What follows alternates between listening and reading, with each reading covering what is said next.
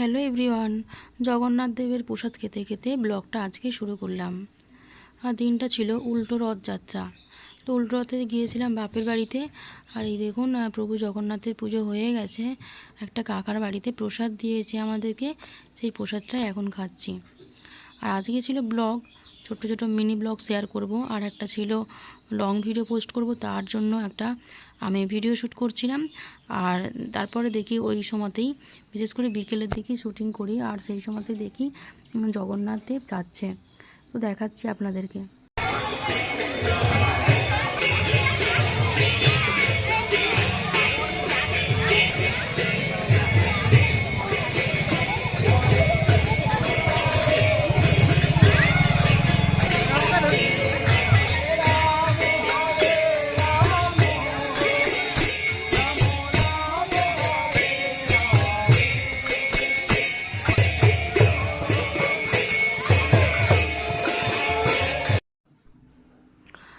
এই যে একই সঙ্গে দুটো রথ আপনাদেরকে দেখাতে পাচ্ছি, এটাই সৌভাগ্য।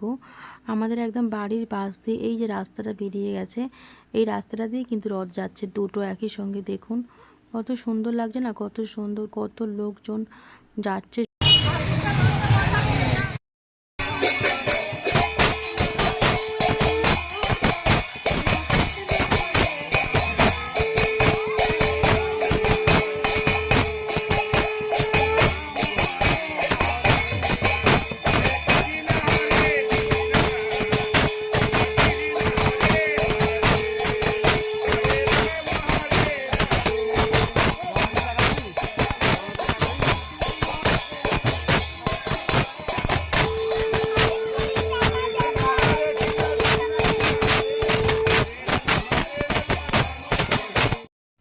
গাছ থেকে পেয়ারা পেরেছি, এটা দিয়ে একটা ব্লগ শেয়ার করব আপনাদের সঙ্গে।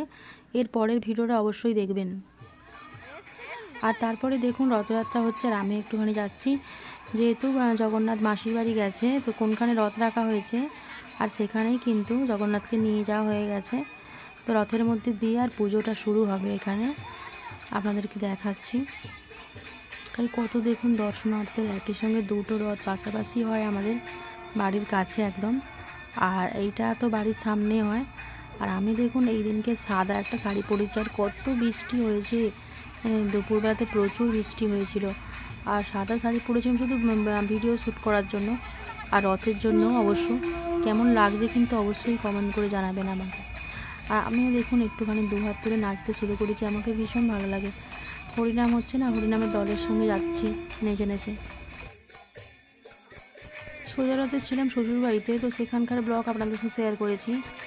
অনেকটাই প্রায় সন্ধ্যাবেলা বেরিয়েছিলাম, তাই দড়ি টান যেটা হয়েছিল সেটা কিন্তু আমার করা হয়নি, এই আফসোসটাই থেকে গিয়েছিল। তাই আবার উল্টো রাতে এসেছিলাম বাপের বাড়িতে, একটু বিকালের দিকে বাড়িতে ছিলাম আর ভিডিও শ্যুট করছিলাম। ঠিক সেই সময়তেই রথ যাচ্ছিল, আর এখানটা থেকে আমি দড়িটা ধরেছিলাম, আর আমাকে ভীষণ ভালো লাগে। আর রথের দড়িটা টানতে হয়, হ্যাঁ, কারণ ভগবান সঙ্গে যাচ্ছে বলে কথা। আর সেই জন্যে একটুখানি নমস্কার করে নিয়ে আর রথকে টেনে নিয়ে যাচ্ছিলাম।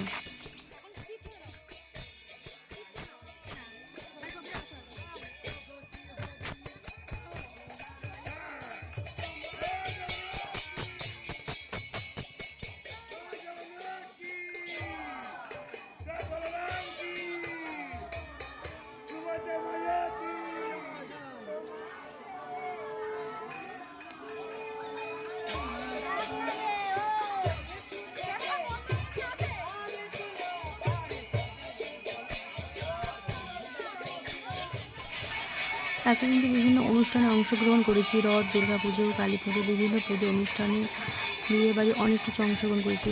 তো কিন্তু কোনোদিনও আপনাদের সঙ্গে শেয়ার করিনি, কারণ তখন একটা ক্রিয়েটার ছিলাম না।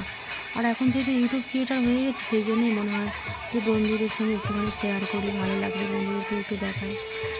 এইভাবে আমি আর কি আপনাদেরকে শেয়ার করি। আমিও বিভিন্ন ক্রিয়েটারদের ব্লগগুলো দেখে ভীষণ ভালো লাগে আমাদের।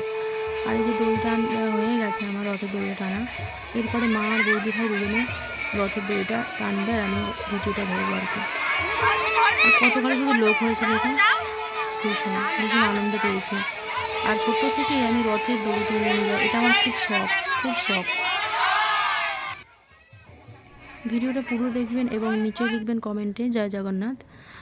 আর এই দেখুন প্রসাদ এসে গেছে মাঠেতে, আর রথটা টেনে ঠিক মাঠেতে নিয়ে যাওয়া হয়।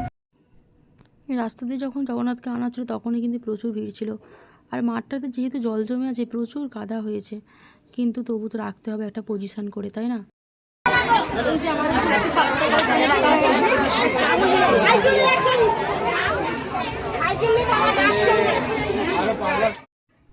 ভিডিওটা শ্যুট করতে করতে অনেক সাবস্ক্রাইবারের সঙ্গে দেখা হয়ে গেছে, ভিউয়ারের সঙ্গে দেখা হয়ে গেছে।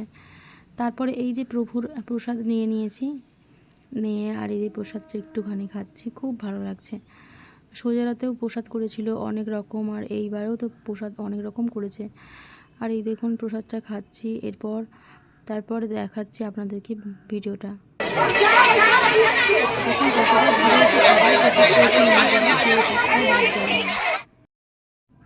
এই যে একই সঙ্গে পঞ্চায়েতের কাজ করতাম, দেখা হয়ে গেছে রথেতে। তো ভীষণ ভালো লাগছে, অনেক দিন পর দেখা হলো, তাই ব্লগে নিয়ে নিলাম আর শেয়ার করলাম। তারপরে দেখুন প্রসাদ দিয়েছে, এটা হচ্ছে চিঁড়ের একটা ভোগ তৈরি করে সেটা, তো সেটাও খেতে খেতে আপনাদের সঙ্গে আমি শেয়ার করলাম। দেখুন কতটা ভালো লাগছে।